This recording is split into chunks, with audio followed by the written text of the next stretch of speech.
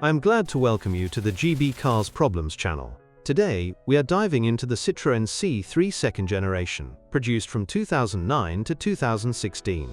This compact hatchback was a popular choice in the United Kingdom for its quirky French styling and affordable running costs. Many drivers appreciated its comfortable ride and spacious interior for a small car. One of the standout good features of this C3 is its fuel efficiency, especially with the diesel engines. Models equipped with the 1.6 HD could achieve up to 60 miles per gallon on the motorway, making it ideal for long commutes. However, the petrol variants, like the 1.4 VTI, often delivered around 45 miles per gallon in mixed driving, which was respectable for the era. The cabin design is another positive aspect, with a distinctive dashboard and plenty of clever storage options. Families in the UK loved the roomy boot space of about 300 litres, perfect for shopping trips or weekend getaways. On the downside, the build quality sometimes felt a bit plasticky, leading to rattles over time. Now let's talk about the weak points, starting with the suspension bushes. These components, particularly the front lower arm bushes, tend to wear out prematurely, especially on UK roads with potholes. Owners often report a clunking noise when going over bumps, and replacement costs can run from £100 to £200 at a local garage. The throttle body is another notorious issue in this generation of C3. In petrol models, it can become clogged with carbon deposits, causing erratic idling or hesitation during acceleration. Cleaning or replacing it might set you back around £150, and it's a problem that crops up after about 80,000 kilometers. Beyond these, the timing chain in some engines, like the 1.6 petrol, can stretch and cause rattling noises. This is more common in cars that haven't had regular oil changes. Fixing it could cost upwards of £500 if not caught early. Electrical gremlins are also a frequent complaint among UK owners. The central locking system might fail, or the dashboard lights could flicker due to faulty wiring.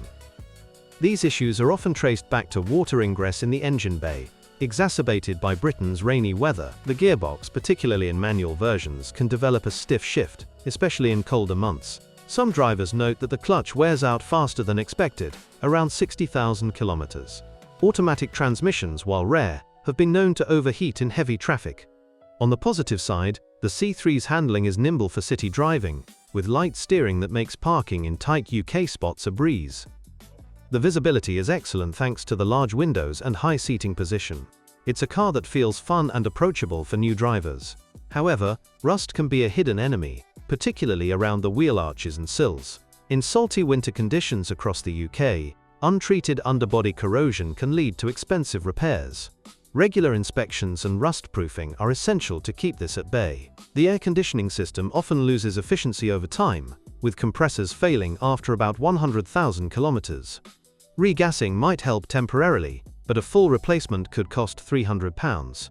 This is frustrating in the UK's variable climate. Engine management lights are a common sight, triggered by faulty sensors or exhaust issues. The diesel particulate filter in HDI models can clog if the car is mostly used for short trips.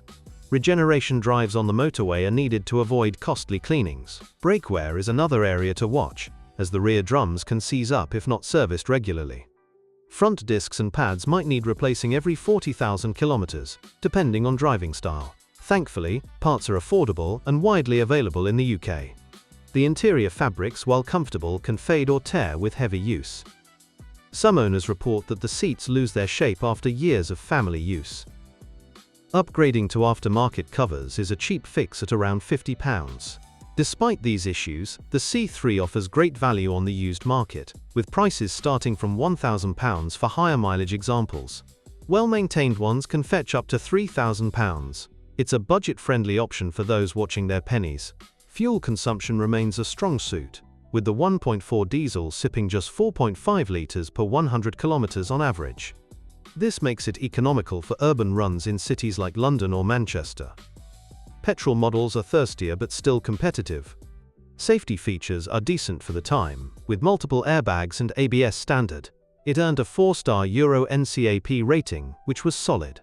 However, it lacks some modern aids like lane assist, which newer cars have. The ride comfort is plush, absorbing bumps better than many rivals. This is thanks to Citroen's suspension expertise. It's a boon for long drives on A-roads. On the flip side, turbo failures in diesel engines can occur if oil levels aren't monitored. Symptoms include loss of power and smoke from the exhaust. Repairs might exceed £800. The power steering pump in some models can whine or fail, leading to heavy steering. This is often due to fluid leaks. Replacement costs are around £200. Interior electronics like the radio or sat-nav, if fitted, can glitch. Software updates at a dealer might sort it, but they're not always free. Many owners opt for aftermarket units. The exhaust system, particularly the flexi-pipe, can crack and cause noisy rattles. This is common after 100,000 kilometers. Welding or replacement is about £150. Windscreen wipers and motors wear out faster in rainy UK weather. Blades need frequent changing, and motors can seize. It's a minor but annoying fix. Headlight bulbs burn out regularly, especially in halogen setups. Upgrading to LEDs is popular, costing £20 per pair. It improves night driving safety. The battery life is shorter than average, often needing replacement every 3 years. Cold starts in winter exacerbate this.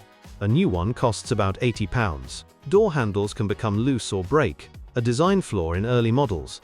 Replacements are cheap at £10 each. It's an easy DIY job. The fuel pump in petrol variants might fail, causing starting issues. This is rare but costly at £400 to fix. Regular servicing helps prevent it. Alloy wheels are prone to curb damage on UK streets. Refurbishing them costs £50 per wheel. Steel wheels are more durable but less stylish. The heater matrix can leak, leading to coolant smells inside the cabin. Flushing the system might help, but replacement is £200. It's messy if ignored. Tailgate struts weaken, making the boot hard to open. New ones are £20 a pair. It's a quick swap. In summary, the Citroen C3 second generation has its charms with efficient engines and a comfy ride. But it's plagued by suspension and throttle issues that require vigilant maintenance. This car would suit budget-conscious urban drivers in the UK, who prioritize comfort over reliability, perhaps first-time buyers, or those doing short commutes. It's not ideal for high-mileage users, or those seeking trouble-free ownership. And if you own this automotive masterpiece, please describe the problems you encountered while driving it. Perhaps your review will help viewers when choosing a car. That's all I have for now. Thank you all very much for your attention. I'd be very grateful if you subscribe to the channel. See you soon.